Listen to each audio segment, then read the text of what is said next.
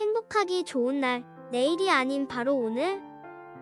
오늘도 부처님의 말씀을 듣도록 하겠습니다. 삶은 마치 계절처럼 변화무쌍합니다. 언젠가는 모든 것이 끝나지만 그 과정에서 우리의 내면은 깊은 평화로운 상태로 변할 것입니다. 모든 것이 일시적이라는 이해는 우리에게 차분함과 안정을 안겨줍니다. 그리고 그 안정된 마음은 우리 주변에도 영향을 미치게 됩니다. 화를 내지 말라는 충고는 우리가 품는 감정이 얼마나 강력한 힘을 지니고 있는지를 알려줍니다. 분노를 키우고 품으면 마치 독약을 마시며 상대방의 죽음을 바라는 것과 같다는 경고입니다. 우리는 긍정적인 마음가짐을 통해 더 나은 인간관계를 구축하고 분노의 물결을 달랠 수 있습니다. 가진 것이 적어도 나누는 마음을 지녀보세요. 나눔과 이해를 기반으로 한 우리의 행동은 마치 우주와의 조화를 이루는 조각이 될 것입니다. 풍요로운 마음으로 나눔하는 삶은 큰 행복과 만족을 찾아가게 될 것입니다. 좋은 생각과 마음의 힘은 우리의 일상을 완전히 바꿀 수 있습니다. 긍정적인 생각과 마음을 가지면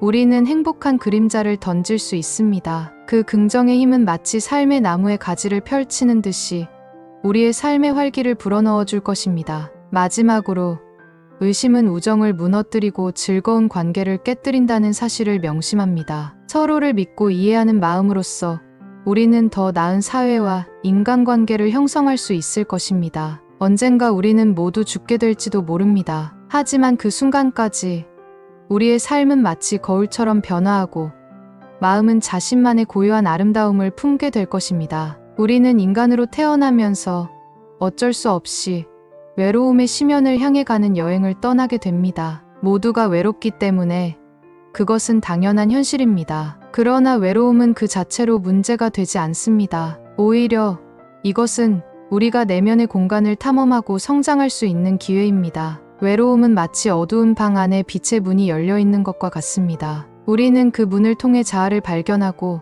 삶의 의미를 찾아가게 됩니다. 하지만 이러한 외로움을 자각하지 못한다면 마음의 병과 번뇌가 조용히 들어와 우리를 괴롭힐 것입니다. 마음의 건강을 지키려면 먼저 자신이 외롭다는 사실을 승인하고 받아들여야 합니다. 부처님은 그 고요한 외로움 속에서 나만의 평화를 찾는 방법을 가르쳐 주셨습니다. 노후의 외로움을 극복하기 위해 사랑에 깊이 빠지지 말라는 조언이 그 중 하나입니다. 미운 사람을 만나지 말라. 사랑은 미움의 원인이라는 말은 깊은 생각을 요구합니다. 노후에는 인간관계에 신중한 접근이 필요하며 사랑과 미움을 균형 있게 유지하여 외로움을 극복해 나가야 합니다. 또한 이미 번뇌를 제거한 사람은 사랑도 없고 미움도 없다고 합니다. 이는 마음의 정화와 안정이 외로움을 해소하는 열쇠라는 것을 의미합니다. 번뇌를 해소하고 마음을 깨끗하게 정화하면 외로움도 저절로 사라질 것입니다. 외로움의 여정은 우리에게 끊임없는 성장의 기회를 제공합니다. 외로움을 부정하지 않고 그 속에서 나만의 안식처를 찾아가는 과정은 우리를 더욱 강인하게 만들어줄 것입니다. 외로움은 우리가 진정한 소중함과 연결될 수 있는 창이며 이를 통해 우리는 마음의 해방을 향해 걸어가게 될 것입니다. 우리는 사랑을 느낄 때마다 마음이 따뜻해지고 새로운 세계로 나아가는 듯한 기분을 경험합니다. 지혜로운 수행자에게 이성은 깨달음의 뿌리이고 어리석은 중생에게 이성은 번뇌의 뿌리입니다. 이 간극은 여러분이 사랑과 깨달음의 사이에서 걸어가는 길에서 어떻게 번뇌와 평온이 번갈아가며 여러분의 마음을 감싸는지를 보여줍니다. 사랑과 욕망, 그리고 인연의 본질은 여전히 여러분에게 신비롭습니다. 그러나 이제 여러분은 이 춤의 주역이자 관객으로서 여러분만의 음악을 만들어가며 사랑과 깨달음의 순환에서 어떤 뜻을 찾아갈지를 고민하고 싶을 것입니다. 사랑은 마치 우리 마음을 넓게 퍼뜨리는 파도와 같습니다. 그러나 이 파도는 때로는 아픔의 소용돌이로 변하기도 합니다. 이런 아픔이 깨달음의 씨앗이 될 수 있는 계기임을 불교의 철학을 통해 고찰해봅니다. 사랑하는 이를 향한 감정은 우리의 마음을 하늘처럼 푸르게 만들기도 하지만 떠난 후에는 고요함이 흐르기도 합니다. 사랑으로 인한 아픔도 사랑으로 인한 기쁨도 모두를 받아들여라. 이는 번뇌의 파도와 기쁨의 물결이 우리를 감싸고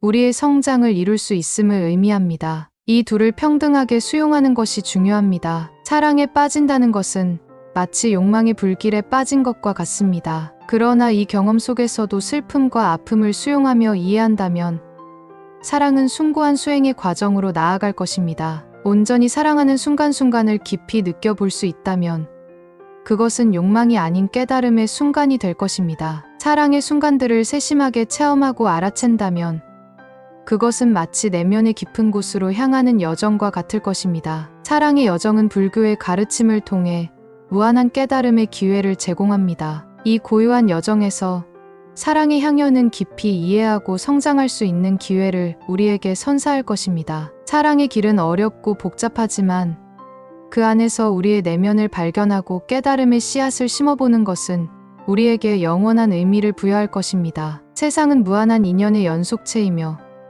그 안에는 사랑과 인연의 깊은 지혜가 함축되어 있습니다. 부처님의 가르침을 바탕으로 사랑의 번뇌와 인연의 수행에 대한 불교적인 통찰을 미로하고자 합니다. 사랑으로 인한 번뇌의 마음은 바람에 흔들리는 연꽃처럼 변화합니다. 이를 피하려 하지 말고 오히려 그 마음을 그대로 받아들이고 지켜보는 것이 불교의 가르침 중 하나입니다. 감정의 뿌리를 깊이 살펴보면 그 속에서 불교적인 깨달음의 꽃이 피어날 것입니다. 내가 그 사람을 사랑한 것이 아니다. 다만 그 사람과 나와의 인연이 사랑이었을 뿐이다. 부처님의 말씀처럼 모든 인연은 만나고 흩어지는 무상한 성질을 받아들이며 그것이 참된 사랑의 본질이라는 것을 깨달아 봅니다. 사랑과 인연을 통해 깨달음의 지혜로 향하는 것은 부처님의 가르침을 따라가는 일종의 수행입니다. 이 바다에서 우리는 모든 것이 변하는 세계에서의 깨달음을 얻어가고 참된 자유와 평화를 찾아갈 것입니다. 부처님의 가르침은 인연의 흐름을 깊이 이해하고 그 속에서 참된 사랑과 미움을 깨닫는 데에 의미가 있습니다. 부처님은 우리에게 감정의 변화무쌍함을 받아들이고 그 흐름을 통해 인연의 섭리를 이해하는 지혜를 선사하십니다. 인연의 흐름에서 피어나는 사랑은 불안정하고 변화무쌍하지만 그 감정의 화려한 불꽃이 언제나 일시적이라는 것을 부처님은 가르쳐 주십니다. 이를 통해 우리는 사랑의 환영 속에서 자유롭게 헤쳐나가고 그 진정한 뜻을 깨닫게 됩니다. 또한 미움에 대해서도 부처님은 인연의 한 부분으로 받아들이라고 가르쳐 주십니다. 미움은 상황이나 인연에 따라 일어나는 것일 뿐 그 인연의 조화를 이해한다면 우리는 미움의 사슴을 풀어낼 수 있습니다. 부처님은 미움에 얽매이지 않는 자유로운 삶을 이끌어내는 길을 제시하십니다. 부처님의 인연의 흐름에서 우리는 참된 사랑과 미움의 깊은 지혜를 배울 수 있습니다. 그것은 감정의 흐름을 이해하고 받아들이는 것에서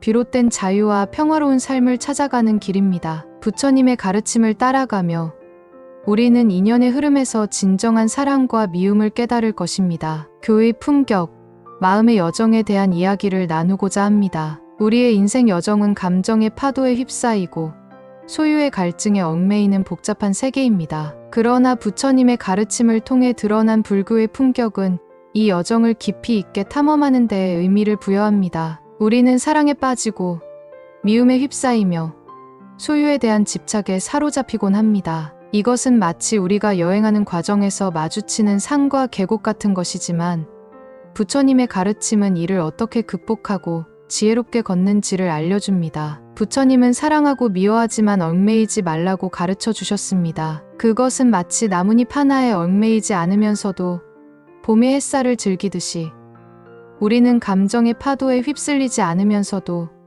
그 감정의 아름다움을 경험할 수 있다는 것을 말합니다. 소유에 대한 갈증은 마음을 더 큰 고통으로 이끕니다. 불교는 모든 것이 변화하고 그것을 자연스럽게 받아들이라고 가르칩니다. 우리 자신마저도 잠시의 인연일 뿐이니 어떻게 그것에 얽매이고 집착할 필요가 있을까요? 인연 따라 내게로 오는 것을 자연스럽게 받아들이고 얽매이지 않으면서도 마음의 여정을 걷는 것입니다. 불교의 품격은 마치 자연의 흐름을 따라가듯 마음의 여정을 자유롭게 걷는 지혜의 길입니다. 세상은 우리에게 수많은 것들을 선물로 주며 그것들은 우리의 삶을 가득 채워갑니다. 그러나 우리는 이 모든 것들이 잠시 스쳐가는 인연이라는 사실을 잊어서는 안 됩니다. 소유물들은 마치 인생의 여정에서 지나치는 길목에 놓인 아름다운 꽃들과 같습니다. 그 꽃들을 간직하며 지나가야 할 여정을 즐겨봅시다. 우리는 자연의 흐름에 따라 여행하는 인생의 특별한 여행자이자 행인입니다. 소유물들은 이 여정에서 우리를 동반하는 일시적인 동행자일 뿐입니다.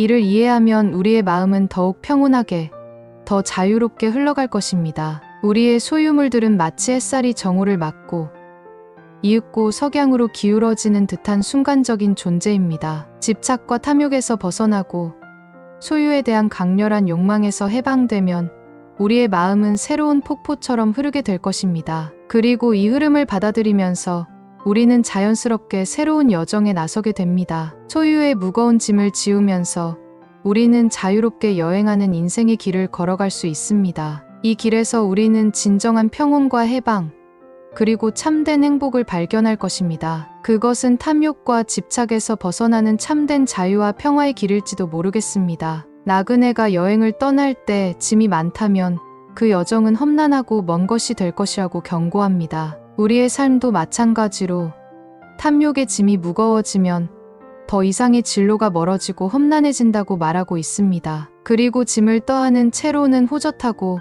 가벼운 여행을 즐길 수 없다는 것을 강조하고 있습니다. 지혜로운 이는 항상 무거운 짐을 버리며 살아가는 동시에 어리석은 이들은 새로운 짐을 얹고 쌓아가기만 한다고 비유하고 있습니다. 짐이 없는 삶은 참된 공덕이며 모든 성인들이 가난하여 짐이 없었다면 더 가벼운 마음으로 여행할 수 있었을 것이라고 결론짓고 있습니다. 그러므로 우리는 자신의 가짜 짐을 버리고 진정한 가벼움을 찾아 나서야 한다. 인생의 여정은 마치 여행과도 같습니다. 길 위에는 우리가 짊어지고 다니는 짐들이 있습니다. 이 짐은 욕망과 탐욕으로 이루어져 있어 가볍지 않습니다. 보통은 이 세상에서는 짐이 많은 사람이 부자로 여겨지고 짐이 없는 사람이 가난한 것처럼 보이지만 이는 인생의 진정한 본질과는 거리가 먼 것 같습니다. 인생의 끝자락에 서면 짐이 많을수록 마음의 무게도 무겁게 느껴지기 시작합니다. 오히려 짐이 없는 가벼운 마음이 가난한 삶을 살던 시절을 떠나면서 부자로 여겨진다는 이상한 상황이 벌어집니다. 짐이 많아지면 오히려 가라앉고 짐이 쌓이고 쌓여갈수록 깊은 곳, 마치 지옥에 접근하게 되는 것입니다. 우리는 가진 것에 집착하며 더 많은 것을 얻기 위해 노력하고 탐욕에 휩싸이곤 합니다. 그러나 이러한 집착과 탐욕이 가볍고 자유로운 삶을 살아갈 수 있는 길을 막는 벽이 됩니다. 우리는 세상에 대한 우리만의 소유물을 가질 수 없으며 가진 것을 버리고 새로운 길을 찾아가야 할 필요가 있습니다. 노후에는 우리가 짊어진 세 가지, 즉 집착, 탐욕, 취하려는 마음을 반드시 버려야 한다는 교훈을 얻을 수 있습니다. 마음을 가볍게 하고 어떤 것에도 집착하지 않으면 우리의 여정은 더 평온하게 흘러갈 것입니다. 이러한 인생의 교훈은 마치 부처님이 가르쳐 주신 것과도 닮아 있습니다. 삶의 짐을 덜어내고 자유롭게 여행하는 것, 그리고 마음의 평화를 찾는 것이 참된 행복일지도 모르겠습니다.